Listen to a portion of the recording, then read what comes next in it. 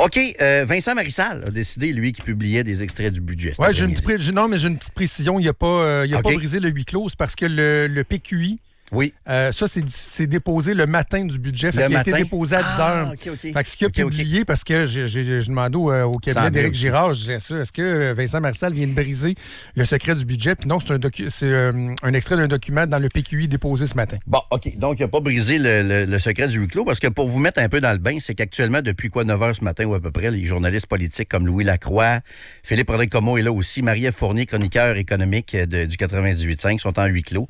Tout ce qui est lobby, syndical, milieu des affaires, les associations de producteurs, tout le monde est en train de consulter le budget. C'est des belles journées parce que tes boss peuvent pas t'achaler et te dire t'as-tu du stock, parce que c'est un huis clos, tu peux pas utiliser ton cellulaire. Fait que ça, c'est le fun pour les journalistes. Ah oui, parce t'arrives, que ton chef de pupitre te gosse pas aux 10 minutes, tu vas t'as-tu du stock, t'as-tu de quoi pour moi, peux-tu faire une manchette? Non.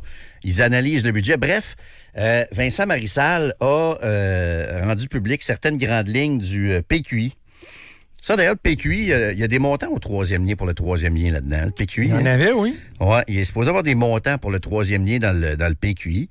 Et lui, ce qui le dérange, puis je pense qu'il a raison, c'est que les investissements pour l'hôpital Maisonneuve-Rosemont, pour la construction, l'agrandissement et le réaménagement sont actuellement en planification. Encore? Donc, ça avance pas assez à ses yeux. Je pense qu'il a raison, mais la réalité, là, il faut arrêter. Là.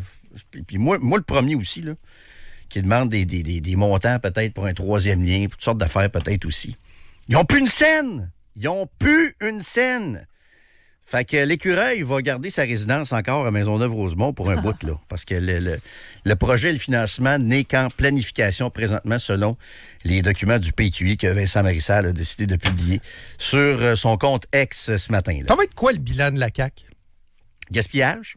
Non, mais mettons le bilan positif. Ça comme il n'y en a pas. Ça Peut-être va la être loi quoi? 21. La loi 21, je pense, c'est positif. Au niveau juridique, Simon-Jolin Barrette va avoir passé des belles lois pour mieux protéger les victimes. Tout ça. Il s'est planté avec sa constitution. Oui, c'est ça, mais il reste. Non, mais je te parle du positif. Mettons, on essaie d'identifier le positif. Là. Simon-Jolin Barrette, il y en a. Mais tu sais, sur 8 ans, là, on regarde Québec. Non, mais la filière batterie.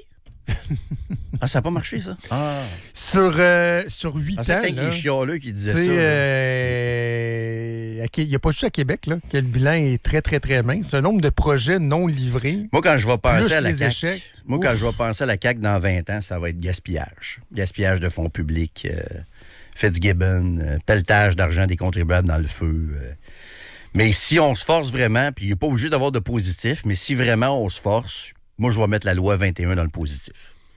C'est assez lointain, mais je pense que cette affirmation-là de laïcité puis d'égalité homme-femme, moi, ça, je pense que c'est quelque chose de positif. Mais en économie, mettons, le bilan économique de la CAQ, là, c'est une catastrophe, là. Alors que c'est eux autres qui devaient faire le ménage.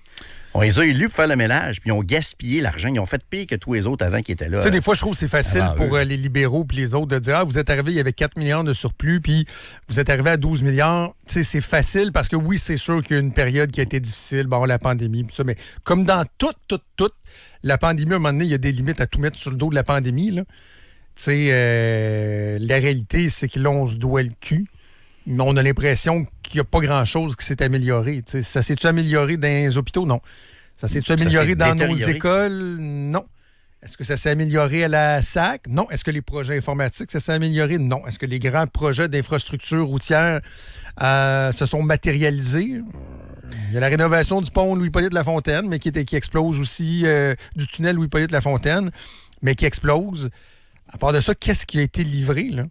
Gros projet que la CAQ a initié. Il y a des hommes d'affaires, ceux à qui Fitzgibbon a pitché des cadeaux à ses amis du Montréalien, qu'eux autres sont heureux. Là, mais, je trouve ça vraiment décevant parce que, tu sais, on n'arrête pas de dire qu'au Québec, on se range tout le temps dans les vieux partis, puis les vieux ci, puis les vieux ça. On retourne à ça? Là, oui, mais c'est ça. C'est que là, on s'est dit collectivement, on va essayer de quoi? Avec cette coalition-là, dont on n'était pas certaine au départ, mais qui faisait des promesses de « on est nouveau ». On est une nouvelle structure, on va changer les choses.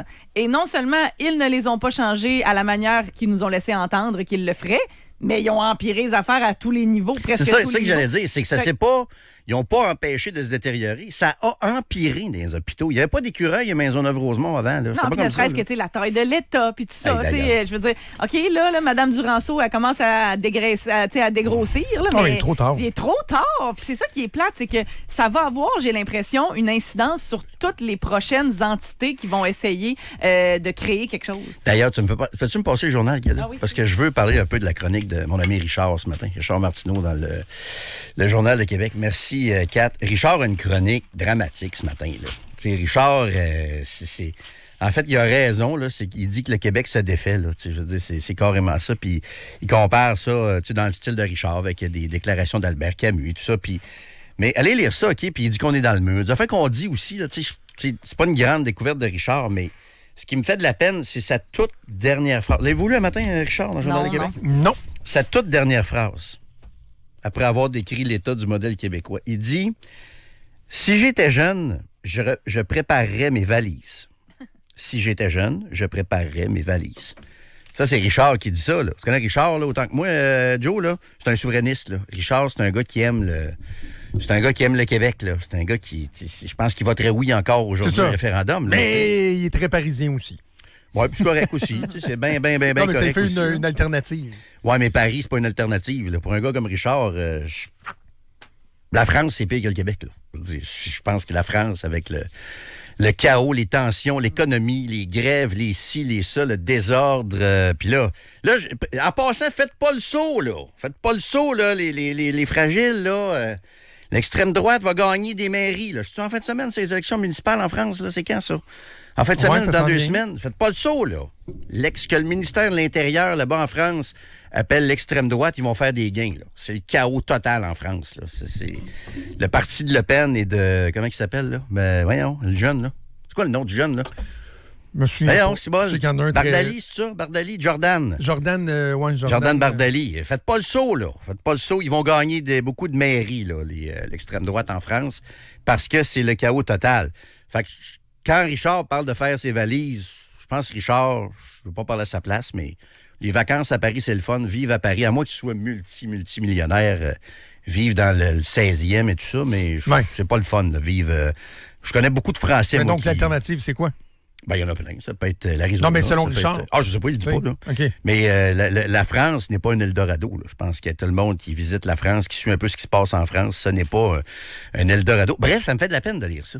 Ça me fait de la peine parce que, tu sais, je reçois souvent le commentaire d'auditeurs qui me disent « Landry, vas-y donc aux États-Unis. »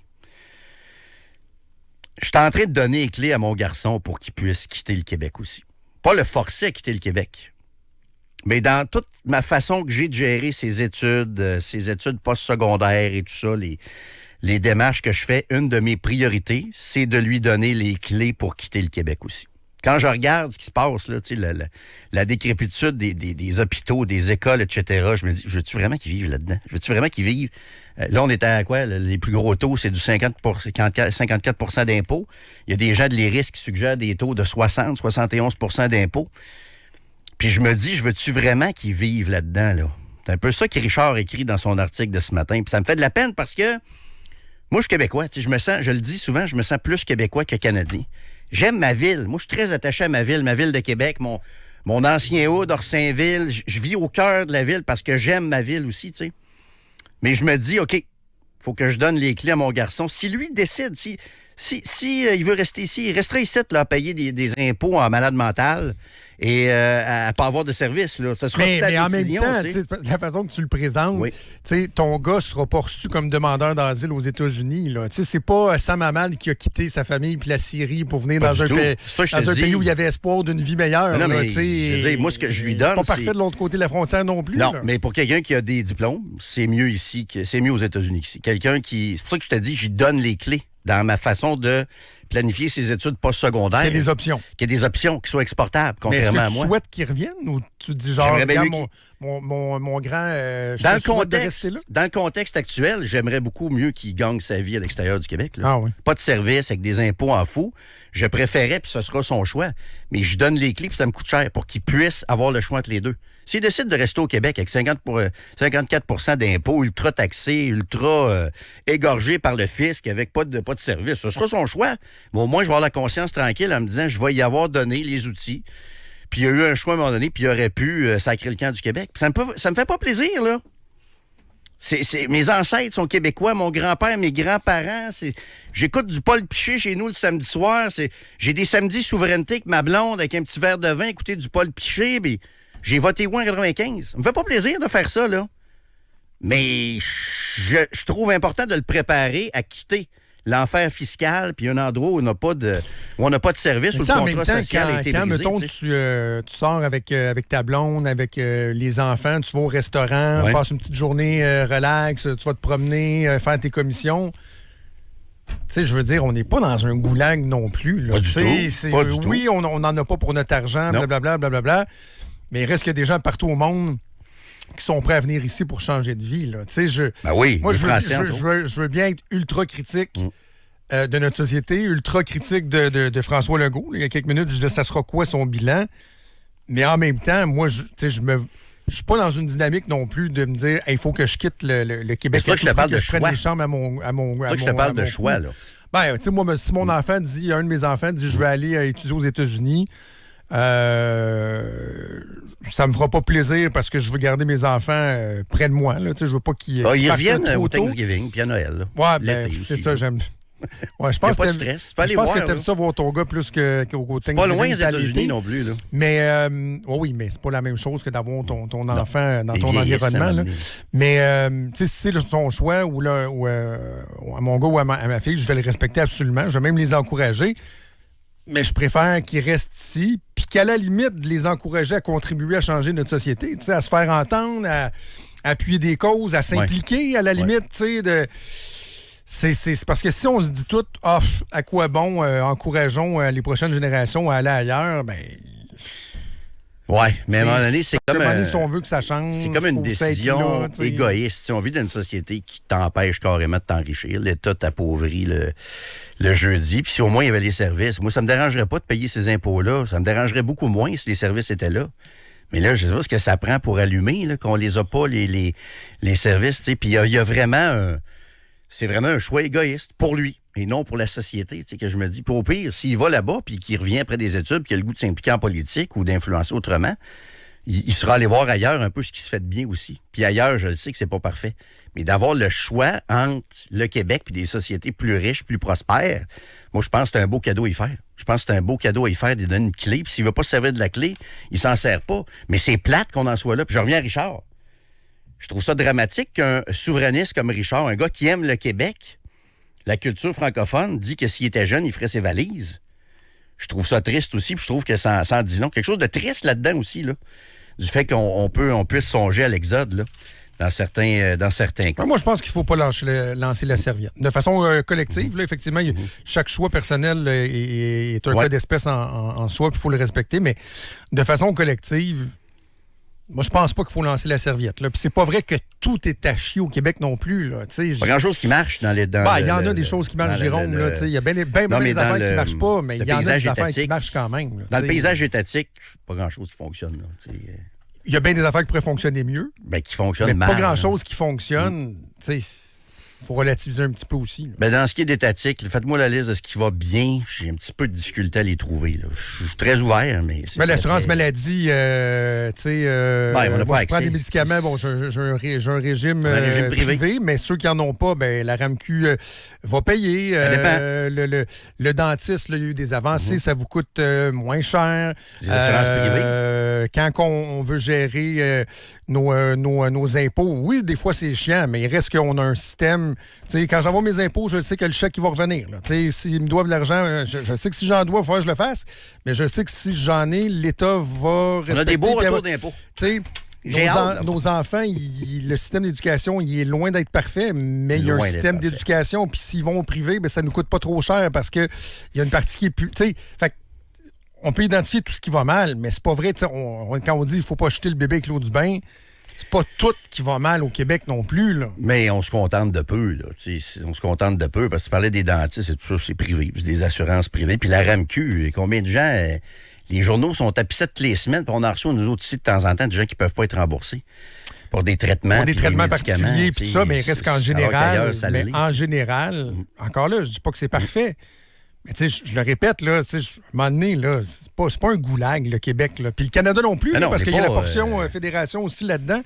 On n'est pas dans un pays reculé comme certains pays ailleurs dans le monde. Ça, mais c'est parce que, tu sais, il y en a qui tiennent ce discours-là de prenez vos jambes à votre cou puis sacrez votre camp. Non, mais c'est juste qu'il y a mieux ailleurs. Pas aux États-Unis ou ailleurs non plus. Non, mais il y a beaucoup de pays qui nous entourent, qui sont beaucoup plus prospères, où les chances de prospérité dans les 5, 10, 15, 20 prochaines années sont nettement plus élevées qu'ici. Moi, ça m'apparaît évident, malheureusement. Puis je le dis pas avec plaisir. C'est un constat qui est très, très triste.